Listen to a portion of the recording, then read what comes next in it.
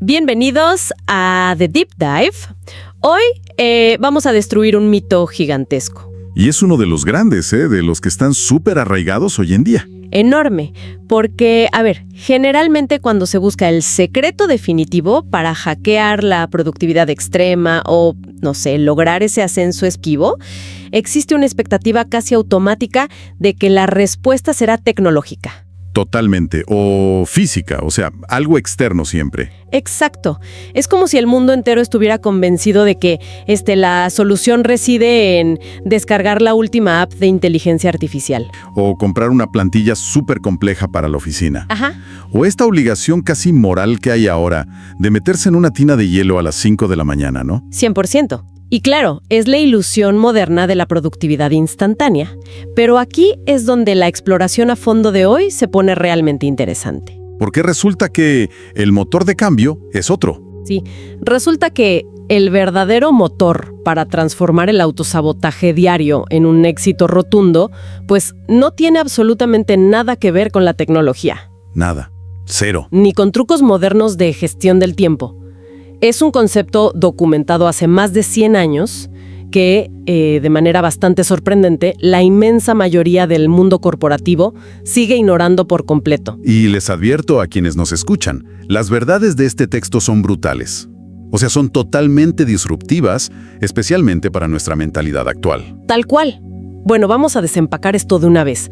En nuestro análisis de hoy, nos sumergimos en las páginas de un ensayo clásico publicado en 1903. Se titula «Cómo un hombre piensa, así es su vida», escrito por James Allen. Un material pionero, digamos. Muy pionero. Y la misión que tenemos aquí es extraer esa sabiduría cruda, sin filtros, de este material centenario y traducirla. Queremos decodificar cómo destruir la negatividad y convertirla en hábitos diarios, hábitos que disparen el rendimiento laboral y personal de la audiencia. Y creo que hay que establecer la regla de oro desde el primer segundo. Según estas fuentes, nadie, absolutamente nadie, es víctima de sus circunstancias. Ese es fuerte. Es fuertísima. Todos somos los creadores absolutos de las mismas. Lo que resulta fascinante aquí es cómo el autor establece esta premisa desde el mismo prólogo, sin dejar espacio para excusas. Ajá. Afirma que las personas son, literalmente, artífices de sí mismas. Describe la mente como una maestra tejedora. Me encanta esa imagen, constantemente está tejiendo. Constantemente. Teje el carácter en el interior, pero también está tejiendo las circunstancias en el exterior. Y la propuesta es que, si históricamente hemos tejido nuestra vida desde la ignorancia o la queja, bueno, tenemos la capacidad mecánica de empezar a tejer desde la proactividad.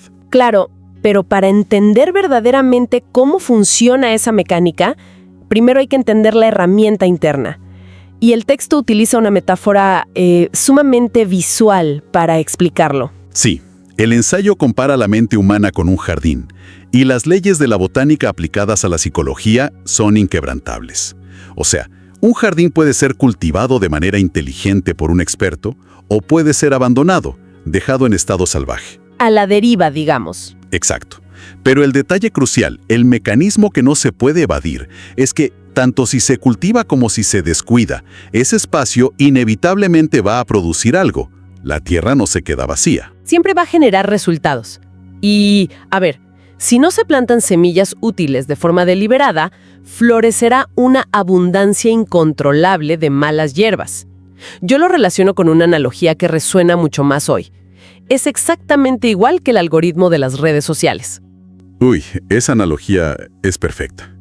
Explícala. Pues imaginemos que la mente es el algoritmo central de una plataforma. Si alguien interactúa constantemente con contenido negativo, se detiene a leer chismes de oficina o alimenta escenarios catastróficos en su cabeza... ¿Qué hace el algoritmo? Exacto. No juzga si eso es bueno o malo para la salud mental. Simplemente obedece y muestra más de lo mismo. Empieza a sugerir más pesimismo. Si no buscamos proactivamente semillas constructivas, el algoritmo mental se llena solito de la maleza de la ansiedad. Es que si conectamos esa analogía con el ensayo, encaja a la perfección, porque explica el cómo. El algoritmo mental multiplica lo que se le da. Y esto nos lleva a una de las frases más implacables de toda la obra. El texto declara, y cito, La circunstancia no hace a la persona, la revela a sí misma. ¡Wow! Esa es una afirmación profunda. La revela a sí misma. O sea, significa que el exterior es solo un espejo. Es un espejo exacto. El mecanismo es que las personas no atraen lo que simplemente desean, sino lo que fundamentalmente son. Alguien puede desear con todas sus fuerzas la riqueza, o, no sé, un equipo de trabajo armonioso. Claro, todo el mundo quiere eso. Ajá, pero si en su jardín interior o en su algoritmo está cultivando semillas de pereza, de engaño sutil o envidia por el éxito ajeno. El resultado siempre será un reflejo matemático de esas semillas oscuras. Exactamente, no de los deseos superficiales. El mundo físico simplemente se amolda a la estructura del mundo interior. Entonces, ¿qué significa todo esto en la práctica diaria? Pues requiere establecer un hábito de choque. La primera herramienta accionable para quienes nos escuchan hoy es la auditoría mental constante. Fundamental. Asumir el rol de ese maestro jardinero o del programador principal de nuestro propio algoritmo. Esto implica detenerse a lo largo del día y arrancar activamente los pensamientos de miedo o queja. Y el texto insiste en que hay que arrancarlos rápido, porque si echan raíces se convierten en actos físicos. El proceso de cristalización es muy claro. Un pensamiento tolerado se cristaliza rápidamente en un hábito. Y el hábito en circunstancia. Tal cual. Por la simple repetición se solidifica en una circunstancia externa. Es pura causa y efecto. Y esa cadena nos lleva a la gran pregunta de esta exploración. Si los pensamientos actúan como semillas, ¿cómo germinan exactamente en el plano físico? O sea, ¿cómo se ven esas raíces en el cuerpo o en la oficina un martes a las 3 de la tarde? Bueno, el texto no se queda en teoría abstracta. Aborda el impacto físico de frente. Dedica una sección entera a la interconexión entre el pensamiento y la biología. Ajá. Explica que el cuerpo es un servidor obediente de la mente. Es un instrumento plástico. Los pensamientos crónicos de miedo o la paranoia laboral no solo son desagradables, mecánicamente destruyen el sistema nervioso. Drenan la energía, básicamente. 100%. Ponen al cuerpo en estado de alerta perpetuo y roban la energía que de otro modo se usaría para creatividad o resolución de problemas. Y hay ejemplos visuales en el material que son imposibles de ignorar. Describe a una mujer de 96 años que mantiene el rostro brillante, inocente, como resultado directo de una disposición interna dulce cultivada por décadas. Sí, y luego pone el contraste. Un hombre joven cuyo rostro ya es una topografía de contornos inarmónicos, arrugas profundas por el estrés y el descontento crónico. Es como si la cara fuera el currículum vitae visible de todos tus pensamientos pasados. Qué buena forma de ponerlo. Y esa misma biología, esa energía, es la que uno lleva al trabajo. El libro presenta el arquetipo de un empleado que vive en precariedad financiera. Está desesperado por mejorar y ganar más. Pero su mente está llena de quejas. Exacto. Elude responsabilidades, finge trabajar cuando nadie lo ve y justifica su falta de esfuerzo argumentando que su salario es bajo, claro. Es estructuralmente incapaz de salir de su miseria. Porque aunque su boca dice quiero prosperar, sus acciones atraen esa misma precariedad. está sembrando maleza y esperando cosechar fresas. Tal cual. Y el análisis no perdona a nadie. Inmediatamente después expone el caso opuesto, el empleador codicioso, un empresario que evita pagar salarios justos y trata a su equipo como maquinaria. Y claro, esa codicia mental genera descontento, fuga de talentos y mala calidad. Y cuando este empresario inevitablemente quiebra, ¿cuál es su reacción instintiva? Culpar a las circunstancias. Culpa a la economía, al gobierno, a la nueva generación, siendo totalmente ciego al hecho de que él mismo fue el autor de su ruina por su deshonestidad interna. A ver, espera. Quiero ser de abogada del diablo un momento aquí. Porque esto es fuerte y puede rozar la insensibilidad si no lo analizamos bien. Adelante. Esto significa que cuando alguien está atrapado en un trabajo genuinamente tóxico, con un jefe abusivo, o un gran proyecto fracasa porque un proveedor quebró de la noche a la mañana, el libro sugiere que esa crisis es culpa de quien la sufre. ¿No es esto culpar a la víctima de las crisis modernas? Es una pregunta súper válida, y sin duda es la píldora más difícil de tragar del material. La respuesta de James Allen no busca generar culpa tóxica, sino reubicar el centro de control. Ok, a ver, ¿cómo es eso? El texto postula que el sufrimiento constante es el efecto de un pensamiento equivocado en alguna dirección. No significa que uno haya creado la quiebra del proveedor mágicamente con la mente, sino que la forma en que uno experimenta esa quiebra, el pánico, la sensación de derrota total, la amargura prolongada. Esa reacción es el verdadero sufrimiento. Exactamente. Y eso sí es generado internamente. O sea, la crisis externa ocurre, es un hecho, pero convertirse en una víctima perpetua de esa crisis es una elección mental. 100%. El ensayo menciona que si alguien está en un entorno corporativo destructivo, quejarse de los compañeros solo multiplica la frustración. El enfoque propone usar esa presión como un gimnasio para fortalecer la resiliencia. Hacerse cargo, digamos. Exacto. Cuando alguien deja de acusar al mundo, recupera instantáneamente la energía necesaria para cambiar de trabajo o liderar una salida. Básicamente, para tener un verdadero éxito profesional hoy, el paso cero, el innegociable, es erradicar la queja. Dejar de culpar a la economía o al cliente difícil. Pero sabiendo esto, ¿cuál es el fertilizante para nuestro jardín mental? O sea, el paso de acción específico para avanzar, especialmente hoy, con tanta distracción digital. El antídoto absoluto contra la procrastinación, según las fuentes, es el poder del propósito. ¿El propósito? Sí, el texto es tajante al declarar que la falta de objetivo es un vicio. Una mente a la deriva busca amenazas por defecto evolutivo.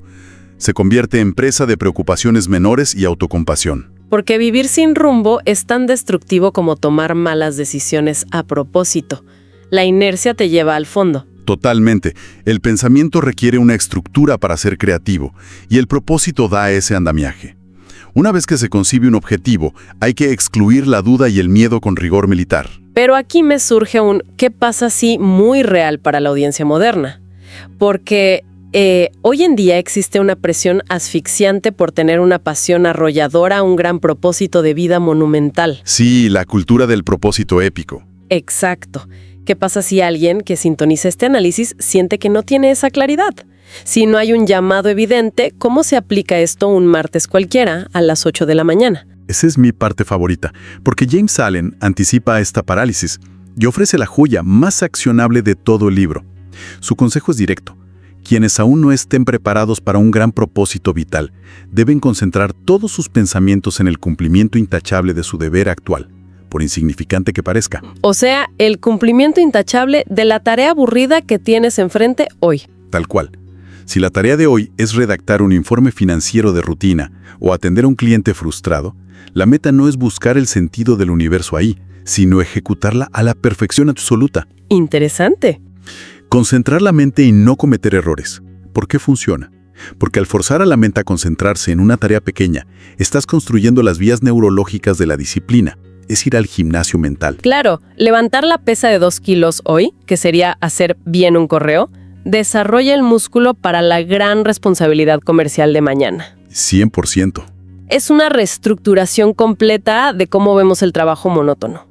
Usar lo aburrido para entrenar la concentración en lugar de hacer scroll infinito en el celular. Y al dominar esas microtareas, se abre la puerta a logros mayores. Aquí es donde el texto nos lleva a la anatomía del éxito a gran escala. Sí, para ilustrar este salto, el ensayo relata la historia de un joven oprimido por la pobreza más extrema, confinado en un taller insalubre, sin educación, y rodeado de un entorno que gritaba fracaso por todos lados. El escenario perfecto para la queja. Exacto. Pero en lugar de dejar que su jardín mental se llenara de amargura contra la sociedad, este joven empieza a soñar. Concibe mentalmente una condición de vida ideal y refinada. Construye una arquitectura mental antes de que exista en la realidad. Y con un nivel de detalle que le genera una sana inquietud. Esa visión interior choca tanto con su realidad que lo impulsa a la acción. Utiliza sus escasos minutos libres para educarse, puliendo talentos latentes. ¡Wow! Y la transformación es tal que el taller literalmente ya no puede retenerlo.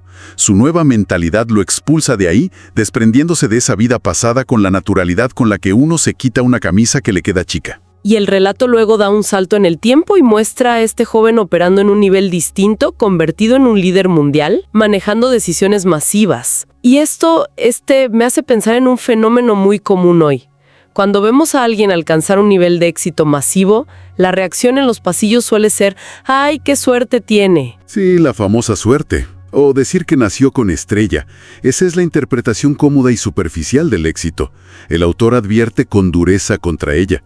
Cuando los ignorantes ven el resultado brillante, lo etiquetan como suerte porque los exime de esforzarse. Totalmente. Lo que no ven es el proceso de combustión interna. No ven las pruebas devastadoras, los rechazos, ni la lucha contra los miedos limitantes a puerta cerrada. Hay una frase espectacular en La Fuente sobre eso. Los dones y los logros son en realidad pensamientos completados.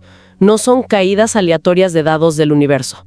Son el fruto de un esfuerzo sostenido. Y ese esfuerzo requiere un ingrediente que a la cultura de hoy le causa mucha alergia, que es el sacrificio. El sacrificio es un pilar innegociable aquí. No existe progreso sin una cuota proporcional de sacrificio. El universo no favorece a los que buscan atajos. A largo plazo, el sistema de causa y efecto siempre favorece a quienes alinean su mente con sus objetivos. Pero a ver, aclaremos qué hay que sacrificar. No estamos hablando de ser mártires ni de azotarnos la espada. No. Se trata de sacrificar lo que el ensayo denomina la indulgencia animal. Si lo traemos al presente, estamos hablando de sacrificar las distracciones banales que secuestran la atención. Adiós al scroll de infinito, digamos. Exacto. Renunciar a horas perdidas en pantallas, vencer la pereza de quedarse en la cama, negarse a participar en el chisme de la oficina. Los pensamientos deben elevarse por encima de esos apetitos de bajo nivel.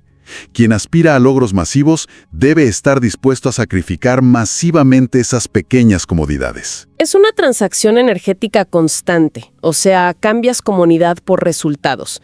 Y lo más revelador de este análisis es que el objetivo final de todo esto no es solo acumular dinero o estatus corporativo.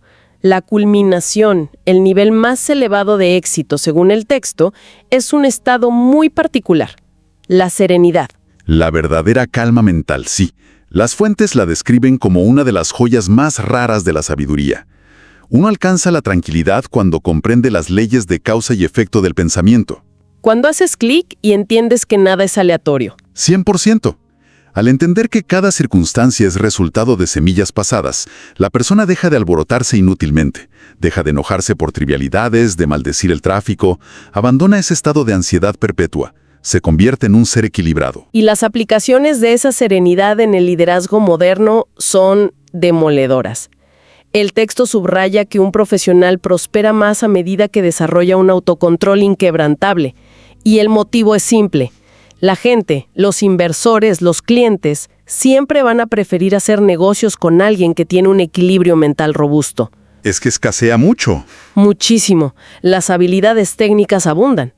Pero alguien que se mantiene como un ancla de paz en medio del caos corporativo es un recurso irresistible en cualquier industria. Ese estado lo cambia todo. El autocontrol es fuerza bruta canalizada. El pensamiento purificado de quejas es el verdadero dominio. La calma no es debilidad, es poder puro. Quien purifica sus propios pensamientos se transforma en el capitán absoluto de su destino. Listo, creo que es momento de recapitular y anclar todos estos conceptos, porque, wow, la cantidad de valor que hemos extraído hoy es transformadora. Sin duda. Los pilares para este salto a la productividad son claros. Primero, la mente es un terreno fértil, requiere una auditoría rigurosa diaria para arrancar las malezas del victimismo. Segundo, el antídoto contra la parálisis es el cumplimiento obsesivo y perfecto de la tarea más pequeña que tengas hoy. Esa excelencia es tu rampa de despegue. Ajá. Y tercero, las crisis externas no nos forman, solo revelan de qué material estamos hechos por dentro. Y el inmenso valor de recuperar esta sabiduría en nuestra era digital es que revierte por completo la tendencia al victimismo. Devuelve el control 100% al individuo. Propone que dejar de ser hojas movidas por la economía es una elección ejecutable. O sea, pasar de víctimas a administradores sabios de nuestra energía. Exactamente. Al limpiar el pensamiento, mejoras la acción. Y la acción sostenida garantiza el resultado. Es un cambio de paradigma total. Deja de buscar la app milagrosa y empieza a gestionar el software original, que es tu mente. Bueno, para cerrar esta exploración a fondo, hay una idea provocativa que quiero dejar flotando en la sala. Tomando todo esto y llevándolo a la realidad de quienes nos escuchan hoy. A ver, adelante. Si verdaderamente aceptamos esta premisa, o sea, si asumimos sin excusas que el saldo de la cuenta bancaria, la dinámica en la oficina y la realidad exacta que experimentamos hoy son el reflejo matemático de las semillas mentales que plantamos en el pasado. ¿Qué es lo que asegura el texto? Exacto. Entonces, la única decisión que realmente va a alterar el rumbo de las cosas a partir de hoy es: ¿cuál es el siguiente pensamiento que vas a elegir plantar deliberadamente en ese jardín mental, justo en el segundo en que termine de sonar este audio, sabiendo con certeza que de esa única semilla dependerá tu futuro?